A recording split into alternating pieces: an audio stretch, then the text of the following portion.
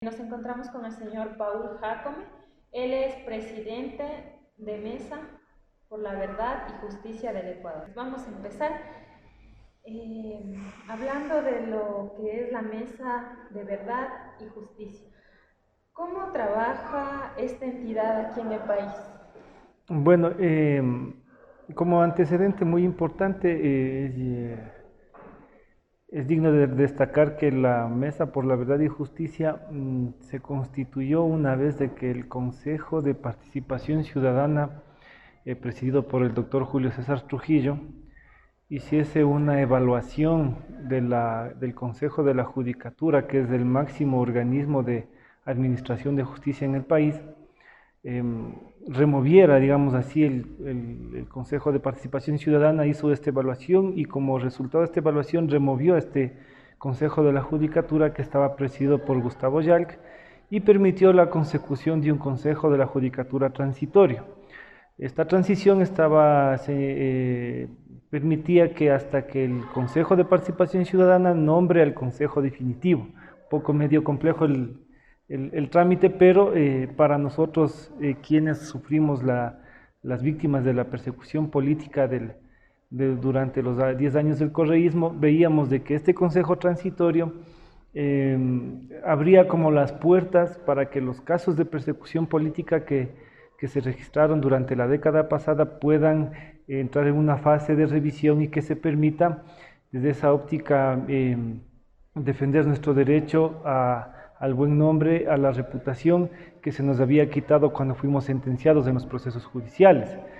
En el mes de junio del año 2018, nosotros presentamos al Consejo de la Judicatura Transitoria a los vocales Juan Pablo Albán y a la doctora Angélica Porras esta iniciativa, esta idea de que las víctimas de la persecución política buscábamos un poco la verdad y la justicia. Entonces, desde ahí se fue gestando algunas reuniones en las cuales se fue dando forma a la idea y para posteriormente ya el 21 de agosto del año 2018 se aprobó la creación de la Mesa por la Verdad y Justicia que tuvo como aspecto central la confluencia de las víctimas de la persecución política de los diferentes ámbitos que esta mesa trata, ¿no? Entonces, un poco para que ustedes tengan una idea, en la fase preparatoria, hasta antes del 21 de agosto, convocamos a las víctimas de la persecución política a través de diversos medios, en donde tuvimos la participación de alrededor de 300 víctimas, ¿no?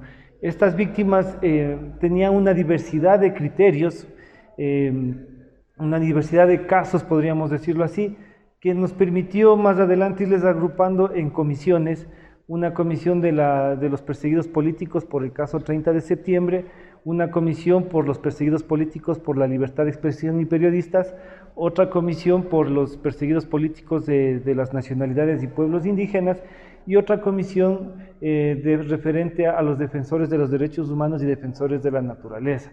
Entonces habían perseguidos políticos en estos 4 segmentos y de ahí se escogió un representante principal y un representante suplente de cada una de estas comisiones y desde ahí se eligió el presidente de la mesa recayendo en quien les habla y entonces y teniendo la responsabilidad de establecer un proceso técnico para que se puedan establecer y recoger los casos de persecución política en el país. Así más o menos funcionamos nosotros, o sea, se originó la mesa y para el funcionamiento nuestro se aprobaron rutas y protocolos porque sabíamos de que cualquier persona podría reivindicarse como perseguido político y no se trataba de eso, sino de ser lo más seriamente posible y ante lo cual se abrió una ficha en la página web del mismo Consejo de la Judicatura, en donde receptamos alrededor de 1.435 casos posibles de persecución política. Muchos de ellos no lograron completar la información porque era una ficha muy rígida, en donde se exigía que el posible perseguido político demuestre documentadamente por qué es perseguido político, en qué se le violentó el debido proceso, y entonces al momento de cargar la información no lo hicieron, entonces esos casos fueron desechados, a pesar que incluso muchos de ellos ante la luz pública son casos de persecución, pero lamentablemente si no llenaron esta información no se consideró.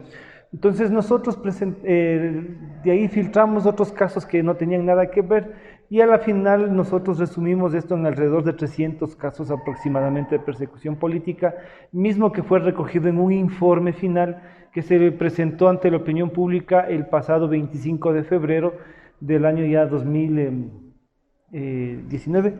Entonces, en donde ya estamos nosotros ahorita en esta fase de socialización de los resultados del informe. Okay. Ya según un informe final que se había presentado en el pasado febrero, han recibido 1.435 denuncias de posibles hechos de persecución.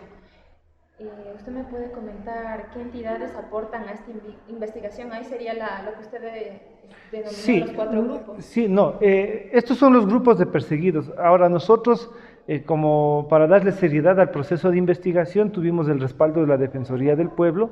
En primer lugar, la resolución del Consejo de la Judicatura, el transitorio del 20 de agosto del 2018. Luego tenemos nosotros el respaldo de la Defensoría del Pueblo, el respaldo de organizaciones de derechos humanos como INRED, la CEDU, el colectivo Quintiñán, bueno, se me escapan algunas organizaciones de derechos humanos, INRED, la Fundación Caminantes. Entonces todos ellos más organizaciones de carácter académico como la Universidad Católica, el Instituto de Altos Estudios Nacionales del Ecuador, tuvo una participación en algún nivel la Universidad Central del Ecuador, que en un inicio nos permitieron tener un soporte en la parte ya de la estructuración metodológica del trabajo de la mesa. Entonces podríamos haber planteado que ha habido el respaldo de estas instituciones. Persecución política en el Ecuador. Según su criterio personal, ¿cuál fue el caso más crítico? Bueno, en primer lugar yo le podría decir de que uno puede ir como perseguido político, uno puede decir, mi caso es muy grave, muy dramático, porque yo le puedo contar desde mi óptica, pasé un año encarcelado, y podríamos decir, en mi caso fue fatal. Pero a medida de que nosotros vamos escuchando más de 300 versiones de diversos perseguidos políticos, los casos diversos son dramáticos en su debido momento, ¿no? Entonces yo le podría señalar, por ejemplo, hay casos en donde se hacían allanamientos sin orden judicial, se apuntaba con los fusiles a los hijos, a madres embarazadas. Entonces estamos hablando de una situación muy grave. Estamos hablando de que gente murió por el impacto de la noticia de la persecución política. Entonces había que tener en los procesos, porque me olvidaba de algo muy importante, en esta fase de la estructuración del informe nosotros abrimos una etapa de audiencia pública, si ustedes gustan pueden ver, está colgada en la misma página web del Consejo de la Judicatura, en donde la gente exponía cómo se violentaron sus derechos humanos. Entonces uno tenía que estar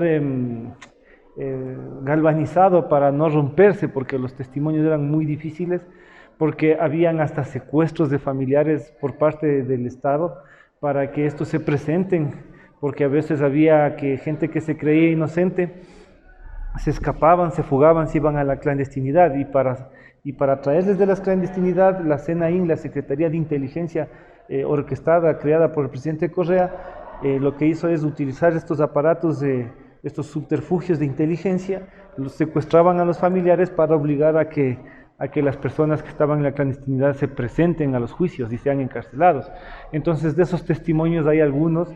Entonces, bueno, claro, son dramáticos en su momento, y entonces hay casos, por ejemplo, asimismo dramáticos cuando son los defensores de la naturaleza, en el caso de las mujeres amazónicas, o en el caso de la minería de Ecuacorrientes. El Estado ecuatoriano permitió que en Tundaime se desarrolle un proceso de minería a gran escala. Los campesinos se resistieron a vender sus tierras y, por ejemplo, la fuerza del Estado entró, derrumbaron sus casas, incendiaron sus cultivos, se fueron llevando sus animalitos, y entonces todas esas cosas, ver el sufrimiento de la gente que lo perdieron todo, y que la justicia ecuatoriana lamentablemente sirvió como paraguas para dejar esto en la impunidad, decir que esto era legal, evidentemente es doloroso en la parte ya humana. Según todo lo que usted ha vivido, todo lo que ha experimentado, ¿me puede definir en 3 palabras a la década ganada? Bueno, nosotros no la consideramos una década ganada, sino la consideramos una década perdida para los ecuatorianos, en donde imperó la persecución política, el odio, la impunidad y la corrupción. Esas serían las 3 palabras. No tanto en 3 palabras, pero les resumiría en lo más poco que podría dimensionar todo el gran daño que se hizo al país con la década pasada. Cuéntenos, ¿cuál fue su experiencia personal al 30S? Bueno, en el 30 de septiembre, aquí en la provincia del Cotopaxi, bueno, antes de eso, el 30 de septiembre fue un hecho que conmovió al país, no podemos desconocer eso, fue una situación política bastante difícil, que se agudizó por una actuación, yo diría, irresponsable del presidente de la República, porque no podemos decir que no ha pasado nada, pasó, hubo una rebelión policial, principalmente producida por el descontento en las tropas, porque días antes se estaba aprobando en la Asamblea Nacional Legislativa la reforma a la Ley Orgánica de Servicio Público, en donde se quitaban las condecoraciones y bonos navideños de que era objeto la fuerza pública, tanto como policía y fuerzas armadas. Entonces eso generó el descontento, los policías se sublevaron en sus cuarteles, principalmente en el regimiento de Quito, y claro, el presidente de la República, lejos de resolver esto, de acuerdo a los protocolos institucionales, lo que hizo fue meterse en el regimiento Quito, en donde estaban tomados los policías del cuartel, y pedir que lo maten. Ya, entonces, y bueno, y desde ahí el presidente de la República perdió autoridad, y ya sabemos todo lo que pasó ahí, fue vejado en su autoridad, fue maltratado, fue agredido. ¿Cree usted que los medios de comunicación fueron una estrategia del exgobierno para construir la imagen de los enemigos que Correa quería? Nosotros en el informe, si usted lo lee detalladamente en el informe, va a encontrar que nosotros determinamos que la persecución política en el país fue estructural y sistemática. Este es un tema muy importante. Cuando nosotros definimos a la persecución política como una persecución política estructural, señalamos de que todas las funciones del Estado sirvieron como instrumentos de persecución política. Presidencia de la República, es decir, el Poder Ejecutivo, que abarca la Presidencia de la República, todos los ministerios y gobernaciones, porque ese es el Poder Ejecutivo. Entonces usted tenía una Presidencia de la República con una Secretaría de Inteligencia adscrita a la Presidencia de la República, dirigida por el presidente Correa, de donde se daban las orientaciones de a quién perseguir políticamente. Luego usted tenía un vicepresidente de la República que también concordaba con la persecución política y tenía ministros de Estado como el ministro del Interior, el ministro de Derechos Humanos, el ministerio varios ministerios que se encauzaron en este tema de la persecución política. El aparato legislativo también se metió en la parte política y la función judicial también, es decir, las principales funciones del Estado estaban dedicadas a perseguir a los opositores.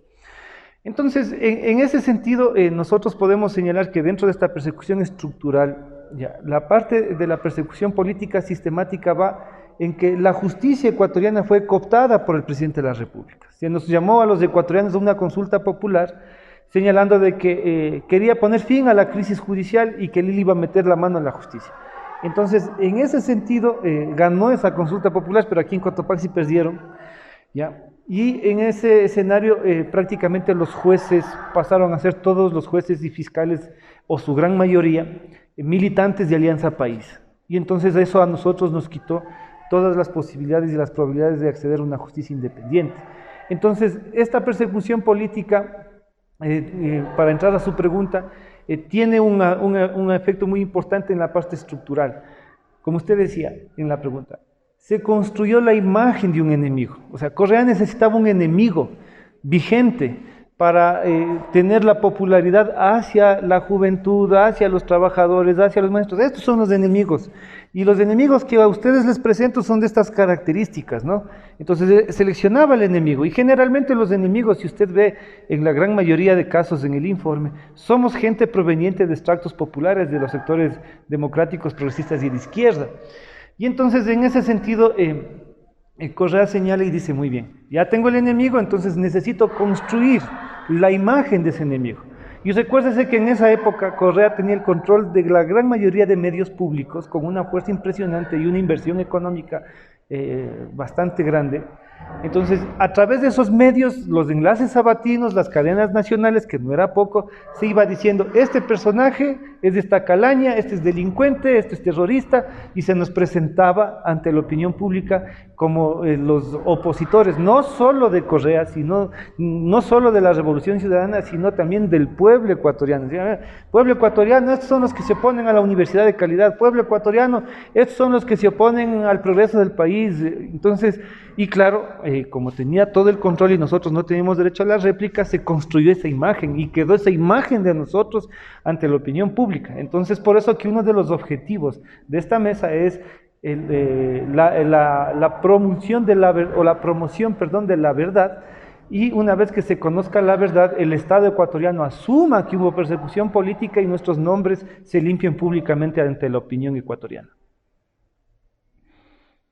Me cuenta, ¿qué repercusiones existió en usted después de vivir esta persecución?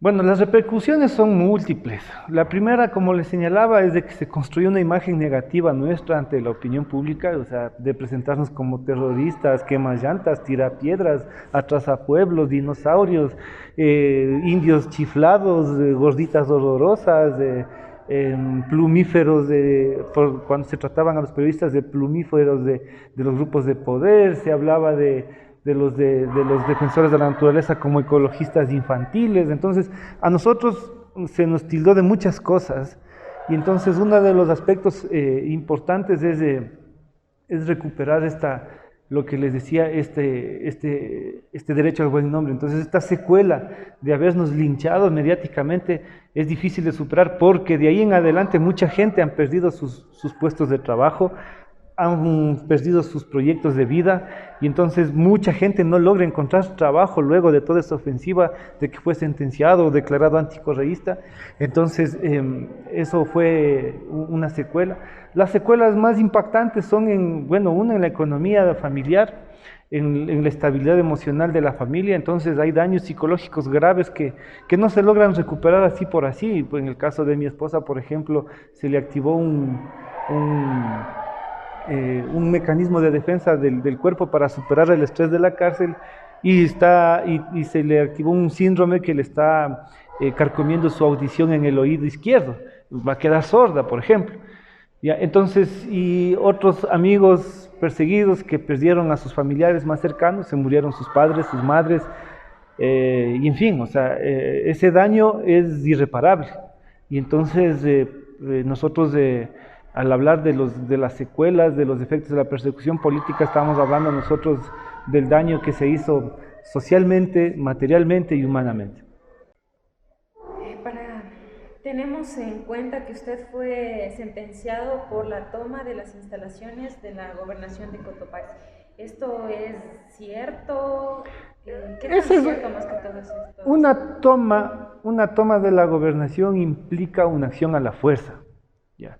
Nosotros ingresamos porque las puertas estaban abiertas, y en ese instante en la gobernación de la provincia de Cotopaxi no había gobernador, no había representante, solo existían representantes de la fuerza pública. Entonces, si usted revisa la demanda que hizo el ex gobernador, que no estaba en la gobernación el 30 de septiembre, nos acusó de agresión terrorista, no por la toma de la gobernación. Entonces, me parece que hubo demasiada carga política, es decir, como nosotros éramos opositores políticos al gobierno, entonces se sobredimensionó la acción nuestra, que era una rueda de prensa. Claro que fuimos cientos de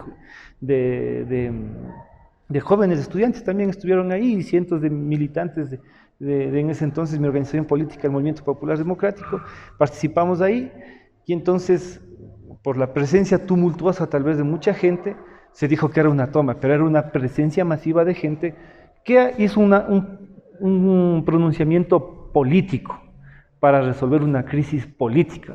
Las crisis políticas se resuelven con soluciones políticas.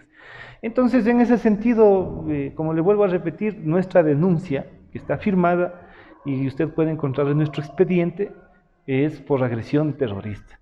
Entonces, como no nos encontraron el delito de agresión terrorista durante el proceso judicial, nos acusaron de 52 tipos penales. Entonces, ya no éramos terroristas, pero posiblemente asaltamos las bodegas de municiones de los cuarteles, posiblemente incitamos a las Fuerzas Armadas a desconocer la Constitución, o sea, eran 52 delitos. Entonces, eso es ilegal. Eso violenta todo proceso de los derechos humanos porque nos quita el legítimo derecho a la defensa. No sabíamos de qué defendernos. O sea, nos acusaban de 52 delitos y no teníamos la capacidad operativa para defendernos de esa gran cantidad de tipos penales que se nos había imputado en nuestra contra. Usted nos habló sobre los objetivos de la Mesa de la Verdad. ¿Me puede definir en una palabra o en palabras estrictamente cuál es el objetivo de la Mesa de la Verdad? 4 objetivos: memoria, verdad, justicia y reparación. Del mismo modo, ¿cuál es su objetivo en la política del país? Mi objetivo en la política del país. Bueno, yo tengo como objetivo central en estos momentos que este informe que ha establecido la Mesa por la Verdad y Justicia se convierta en una herramienta importante en el proceso de evaluación que se están desarrollando ahorita los jueces de la Corte Nacional. En el momento en que se evalúe con el informe a los jueces de la Corte Nacional y estos jueces sean destituidos y removidos de sus cargos, el país nos habrá dado la razón de que desde la Corte Nacional de Justicia se ha perseguido políticamente a gente inocente. Ese es mi principal objetivo político en los actuales momentos: demostrarle al país que durante estos 10 años, en los 10 años anteriores, sufrimos persecución política y que la justicia ecuatoriana estaba al servicio de este lamentable hecho. Para finalizar, un mensaje para los universitarios que desean ser políticos y enfrentarse quizás en algún momento a esto. Bueno, hay una reflexión que algún filósofo de la antigua Grecia decía, si no estoy equivocado: el ser humano por naturaleza es un animal político. ¿Ya? Pero yo hago mía las palabras de Benjamín Carrión, quien fundó la Casa de la Cultura en nuestro país, quien dice: pero el ser humano cierto es que el ser humano es un animal político, pero mientras más político es, menos animal es. Entonces yo creo que la política, que lamentablemente en nuestro país está desprestigiada, no es mala en sí.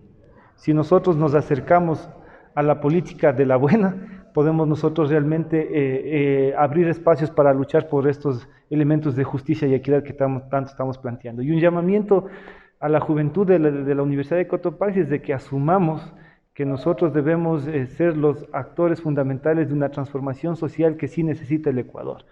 Y entonces, a los que gusten también, nosotros estamos, perdón el corte comercial, estamos consolidando a partir de este tema de la persecución política una organización a nivel nacional de derechos humanos que se llama Quintiñán, que es la ruta del Quinde Libertario. Entonces, invitados también los jóvenes que quieran participar en estos aspectos de derechos humanos, que también es súper apasionante una vez de que uno se entera de qué es de los derechos que realmente están vigentes en el mundo.